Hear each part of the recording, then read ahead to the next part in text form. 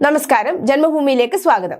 തിരുവനന്തപുരം നഗരസഭയിൽ 35 കൗൺസിലർമാരാണ് ബി.ജെ.പിക്കുള്ളത്. 100 വാർഡുകളിൽ 52 ഇടത്തും ഇടതുപക്ഷമാണ് വിജയിച്ചത്. കോൺഗ്രസിന് ബാക്കി വരുന്ന സീറ്റുകളുമാണ് ഉള്ളത്. കോൺഗ്രസ് ഇനി രക്ഷപ്പെടില്ലെന്ന് ഉറപ്പായി കഴിഞ്ഞു. നഗരത്തിലെ പ്രധാന നേതാക്കളായ തമ്പാനൂർ സതീഷ്, മഹേശ്വരൻ നായർ തുടങ്ങിയവരെല്ലാം ബി.ജെ.പി പാളയത്തിലേക്ക് പോയി. CPM-ന്റെ കാര്യം അങ്ങനെയല്ല. നേതാക്കളും പ്രവർത്തകരും ഉണ്ടായിട്ടും മുന്നേറാനാകുന്നില്ല. ഇത് ഭരണ നേതൃത്വത്തിന്റെ പിടിപ്പുകേട് കൊണ്ട് മാത്രമാണ്.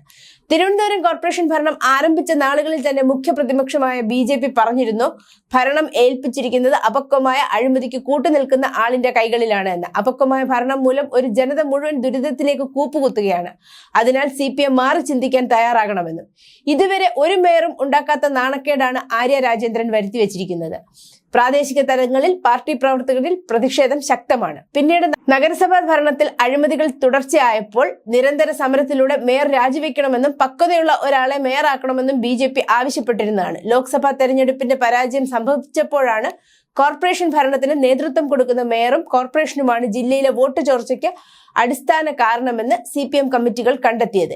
എന്നിട്ട് പോലും മേയറെ മാറ്റാൻ CPM തയ്യാറാകുന്നില്ല. പതിറ്റാണ്ടുകളായി കോർപ്പറേഷൻ കേന്ദ്രീകരിച്ചുകൊണ്ട് വളരെ വലിയ കച്ചവടമാണ് CPM നടത്തിക്കൊണ്ടിരിക്കുന്നത്. അഴിമതിക്ക് കൂട്ടുനിൽക്കുന്ന ഒരു വ്യക്തിയെ പ്രതിഷ്ഠിച്ചാൽ മാത്രമേ ഈ കച്ചവടം സുഗമമായി മുന്നോട്ട് പോവുകയുള്ളൂ എന്ന തിരിച്ചറിവ് വന്നതുകൊണ്ടാണ് മേയറെ നല്ല നടപ്പിന് വിട്ടിരിക്കുന്നതെന്നും ബി.ജെ.പിയുടെ കൗൺസിലർ VV രാജേഷ് തിരുവനന്തപുരത്ത് നടത്തിയ പത്രസമ്മേളനത്തിൽ ആരോപിച്ചിരുന്നു. ലോക്സഭാ തെരഞ്ഞെടുപ്പ് കണക്കനുസരിച്ച് തിരുവനന്തപുരം നഗരസഭയിലെ 70 വാർഡുകളിൽ ബി.ജെ.പി മുന്നിലാണ്. 15 വാർഡുകളിൽ രണ്ടാമതും, 22 പഞ്ചായത്തുകളിൽ 7 ഒന്നാമതെത്തി, 5 രണ്ടാമതും. ഇതെല്ലാം CPM-നെ വല്ലാതെ ആശങ്കാകുലരാക്കുന്നു.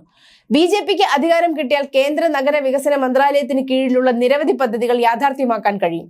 അതുവഴി IT മേഖലയായ കഴക്കൂട്ടം, തുറമുഖ പ്രദേശമായ വിഴിഞ്ഞം, ടൂറിസം കേന്ദ്രങ്ങളായ കോവളം, ശംഖുമുഖം എന്നിവിടങ്ങളിൽ വലിയ വികസന പ്രവർത്തനങ്ങൾ കൊണ്ടുവരാനാകും. PSSC അടക്കമുള്ള കേന്ദ്ര സർക്കാർ സ്ഥാപനങ്ങളുടെ നഗരമാണ്.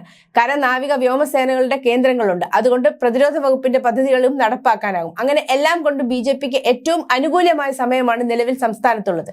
കേന്ദ്ര സർക്കാരിന്റെ പല പദ്ധതികളും പേരുമാറ്റിയാണ് സംസ്ഥാനം നടപ്പിലാക്കിയിട്ടുള്ളത്. കോർപ്പറേഷനിൽ നിരവധി അഴിമതികളാണ് വർഷങ്ങളായി നടന്നിട്ടുള്ളത്. അടുത്ത കാലത്ത് പട്ടികജാതി വികസന ഫണ്ട് തട്ടിപ്പടക്കം നടന്നിട്ടുണ്ട്.